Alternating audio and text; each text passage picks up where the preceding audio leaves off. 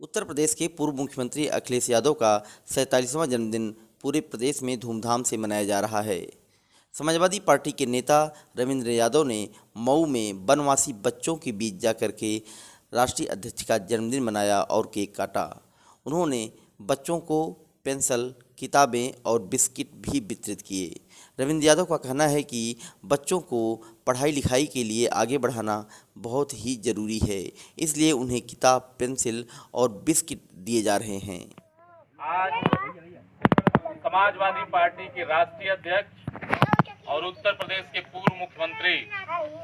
हिंदुस्तान के रोशन मुस्तकबिल, गरीबों, किसानों, आदिवासियों, पिछड़ों, दलितों, शोषितों, उपेक्षितों की आवाज आदरणीय अखिलेश यादव जी के 47वें जन्म दिवस के अवसर पर जनपद मऊ में हम सभी नौजवान, छात्र संघ के अध्यक्ष अनूप यादव जी, छात्र संघ के अध्यक्ष शैलेश कुमार यादव जी सहित तमाम नौजवानों के साथ आज आदिवासी बस्ती में मुसहर समाज के लोगों में उनके बच्चों के बीच पहुंचकर बच्चों के बीच में शिक्षा के लिए प्रेरित करने का काम किया गया है। जैसा कि आदरणीय अखिलेश यादव जी की धर्मपत्नी, कन्नौज की पूर्व सांसद आदरणीय डिंपल यादव जी ने यह निर्देशित किया है कि समाजवादी पार्टी के लोग और कार्यकर्ता गरीबों, मजलूमों के बीच में जाकर उनको सहयोग देकर असहाय लोगों को, गरीब लोगों के बच्चों को शिक्षा के लिए प्रेरित करके आदरणीय अखिलेश यादव जी के जन्मदिन को इस रूप में मनाने का निर्णय लिया गया।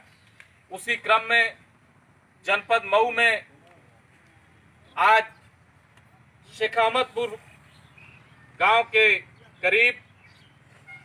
मुसहर समाज, आदिवासी समाज के बच्चों के बीच में आदरणीय अखिलेश यादव जी का जन्मदिन बनाते हुए बहुत हर्ष और उल्लास महसूस हो रहा है। जैसा कि आप जानते हैं कि उत्तर प्रदेश में जब से योगी आदित्यनाथ की सरकार बनी है, किस तरह से उत्तर प्रदेश को लूटने का काम हो रहा है। लगातार हमारी बहनों के साथ बलात्कार हो रहा है, हमारी बहनों बेटियों की हत्याएं हो रही हैं। किस तरह से डीजल पेट्रोल के दाम बढ़ा करके गरीबों और किसानों की कमर तोड़ने का प्रयास ये सरकार लगातार कर रही है, चाहे केंद्र की मोदी सरकार हो, चाहे उत्तर प्रदेश की योगी सरकार हो। आज अखिलेश यादव जी को उनके जन्म दिवस के अवसर पर हम अपने नौजवानों की तरफ से, जनपद मऊ के नौजवानों की तरफ से इस बात के लिए बधाई देना चाहते हैं कि जो कोरोना महामारी का संकट चल रहा है, आज मास्क भी वितरण करने का कार्यक्रम यहाँ पे चला है। और इस कोरोना महामारी में जो हमारे गरीब, मजलूम, कमजोर भाई जो रोजी और रोटी के लिए दूसरे राज्यों में गए थे और अचानक जब भारत की सरकार ने लॉकडाउन कर दिया, तो लॉकडाउन के उपरांत कोई इंतजाम सरकार ने नहीं किया कि कैसे गरीब और मजदूर अपने घर आएगा, कैसे वो अपने घर पहुंचेगा। आनन फानन में वो जैसे ही हुआ वैसे चल पड़ा। बिहार की बेटी अपने एक वयोवृद्ध पिता को साइकिल पर लेकर के दिल्ली से बिहार जाने का काम की थी। इसी तरह से बहुत सारे श्रमिक और मजदूर, हमारी माताएं बैग पे, ट्राली पे, बैग पे अपने बच्चे को लेकर के लॉकडाउन में, जैसा कि तस्वीरें आई थी, आदरणीय अखिलेश यादव जी ने जो भी लॉकडाउन में पीड़ित और शोषित कठिनाइयों का सामना किया, उसको 1-1 लाख रुपए दे करके उसके मनोबल को बढ़ाने का काम किया। जो मृतक थे, उन मृतक के परिवारों को सहयोग राशि 1-1 लाख रुपए दे करके आदरणीय अखिलेश यादव जी ने एक सराहनीय कदम उठाने का काम किया था। और उत्तर प्रदेश के समाजवादी पार्टी के कार्यकर्ता, नेता और जितने भी समाजवादी पार्टी के लोग थे, पूरे लॉकडाउन में दलित बस्तियों में, गरीब लोगों के बीच में, मजदूरों और श्रमिकों के बीच में पहुंच करके उनके लिए लगातार राशन, मास्क और जो भी हो सकता है राहत सामग्री पहुंचाने का काम किया गया। इसलिए आज आदरणीय अखिलेश यादव जी के जन्मदिन को हम एक संकल्प दिवस के रूप में मनाने आए हैं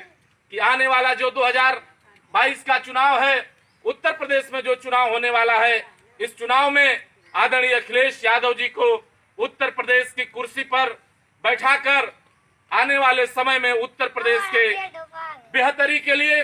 उत्तर प्रदेश के सर्वांगीण विकास के लिए, शोषितों, गरीबों, पिछड़ों, दलितों, मजलूमों के चेहरे पर मुस्कान लाने के लिए आदरणीय अखिलेश यादव जी को 2022 के चुनाव में उत्तर प्रदेश का मुख्यमंत्री बनाने का निर्णय लिया गया है। इसी क्रम में लगातार नौजवानों के बीच, छात्रों के बीच, किसानों के बीच, दलितों के बीच, आदिवासियों के बीच जा करके पूरे प्रदेश का नौजवान आदरणीय अखिलेश यादव जी के आज जन्मदिन को 2022 में मुख्यमंत्री बनाने के संकल्प के रूप में मना रहा है। हम आज अपने नौजवानों की तरफ से, विधानसभा क्षेत्र 353 मधुबन की तरफ से, जनपद मऊ के तरफ से और नौजवानों की तरफ से आदरणीय अखिलेश यादव जी को स्वस्थ होने, दीर्घायु होने और समाजवाद की लड़ाई को मजबूती के साथ लड़ने के लिए ईश्वर से कामना करते हैं कि उनको स्वस्थ और दीर्घायु बनाए और उनके नेतृत्व में उत्तर प्रदेश को एक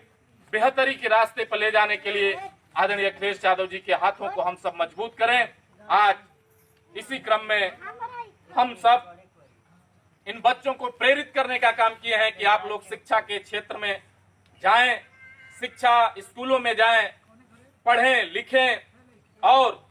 जो भी कठिनाई आती है उसके लिए हम जैसे नौजवानों को अगर आप अवगत कराते हैं तो जो भी संभव प्रयास होगा आप सबके लिए किया जाएगा। इन्हीं सब बातों के साथ आप सबको बहुत बहुत बधाई और धन्यवाद देते हुए इस बात की पुनः अपील करते हैं कि आदरणीय अखिलेश यादव जी के हाथों को आप सब मिल करके मजबूत करें। जय हिंद, जय समाजवाद, मुलायम सिंह यादव जिंदाबाद, अखिलेश यादव जिंदाबाद।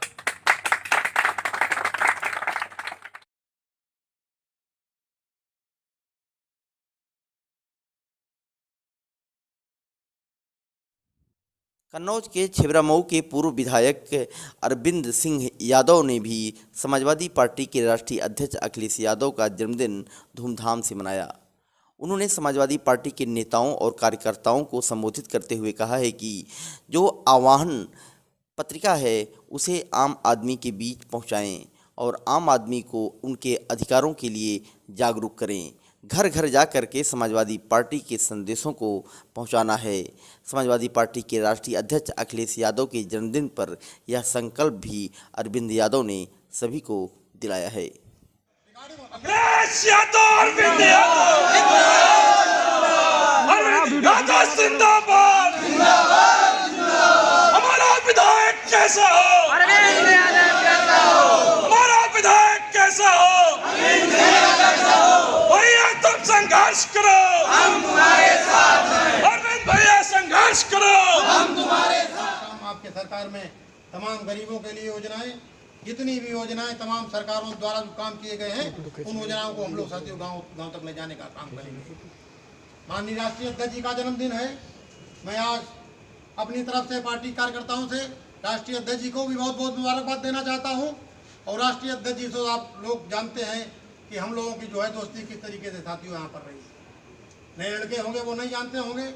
लेकिन आजकल जो है फेसबुक और व्हाट्सएप के माध्यम से अब जानकारी धीरे धीरे सब नौजवानों को हो रही है। ये जरूर है, राम प्रकाश जी ने कहा कि कुछ सिस्टम पिछले दौर में कुछ खराब हो गया था, जिससे पार्टी के कार्यकर्ता थे थोड़ा उन्हें मायूसी जरूर साथियों आई थी। लेकिन मैं आज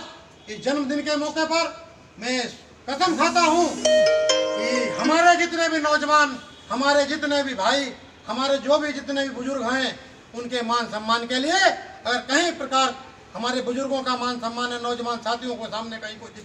दिक्कत आती है तो ये आपका भाई, आपका बेटा, आपके सम्मान में कोई भी साथी